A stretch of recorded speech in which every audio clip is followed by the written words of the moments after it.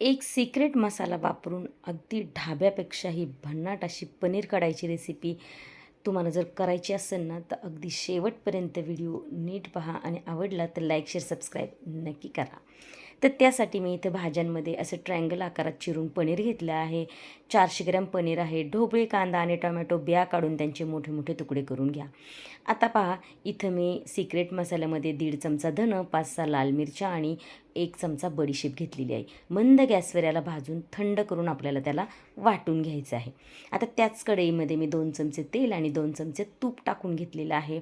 आता काय करायचं, त्याच्यात 1 चमचा जिरं आणि साधारण 3 कांदे बारीक चिरून घेतलेले आहेत. आता त्या कांद्यांना आपल्याला छान लाल करून घ्यायचं आहे. तोपर्यंत मसाला पहा, मी असा ओबड-धोबड चिरून घेतलेला आहे. त्याला अगदी फाईन पेस्ट करायची नाही आहे. तोपर्यंत आपला कांदासुद्धा लाल झाला आहे छान. आता त्याच्यात साधारण 2 टोमॅटोची प्युरी करून घातली आहे.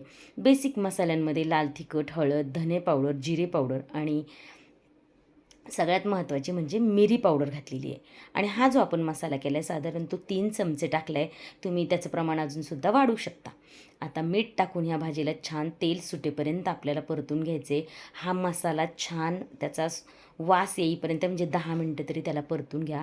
पहा, छान भाजीला तेल सुटलेलं आहे. आता काय करायचं, दुसरा पॅन घेतला आणि त्याच्यामध्ये थोडंसं तेल टाकले आणि तूपसुद्धा टाकले. आता कांदा, टोमॅटो आणि ढोबळी अशा प्रकारे टॉस करून घ्या. आता तुम्हाला क्रंची भाज्या हव्या असेल तर जास्त वेळ करू नका टॉस, नाहीतर 1 मिनिट त्याला पुरेसा होतो.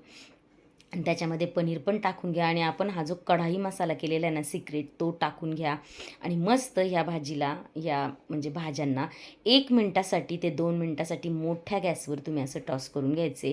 फ्लेवरसुद्धा छान येतो मसाल्यांचा आणि भाज्या आपल्या क्रंची पण चवीलासुद्धा छान दिसतात. म्हणून ही स्टेप नक्की फॉलो करा. आता मसाला आपला छान परतून झालेला आहे. त्याच्यामध्ये आपण ह्या ज्या टॉस केलेल्या भाज्या आहेत ना त्या टाकायच्यात आणि अलगद मिक्स करायच्यात. आता कढाई पनीर तशी सुक्कीच भाजी असते, पण तुम्हाला हवं असेल ना तर थोडंसं त्याच्यामध्ये पाणी मिक्स करून घ्यायचं आहे. जास्त पाणी मिक्स करू नका, तशी ही सुक्की भाजी असल्यामुळं. आता आणि गरमच पाणी टाकायचे. आता त्याच्यात कसुरी मेथी टाकून घ्या आणि इथं मी साधारण अर्धी वाटी घरची साई घेतलेली आहे. अगदी थोडीशी शिल्लक ठेवली आणि बाकीची सगळी मिक्स करून घेतली. या क्रीममुळं ना खरंच छान चव लागून जाते. शेवटी थोडीशी कोथिंबीर टाकलेली आहे. जर तुम्ही विकतची क्रीम टाकली ना तर त्याला परत गरम करायची गरज नाही आहे. पण दुधावरची साय टाकली तर 1 मिनटासाठी गॅसवर नक्की ठेवा. आता आपली भाजी एकदम रेडी आहे. ही तुम्ही रोटीबरोबर, चपातीबरोबर, कशाबरोबर सुद्धा सर्व करू शकता. कशी वाटली रेसिपी? आवडली तर लाईक, शेअर, सबस्क्राईब नक्की करा. धन्यवाद.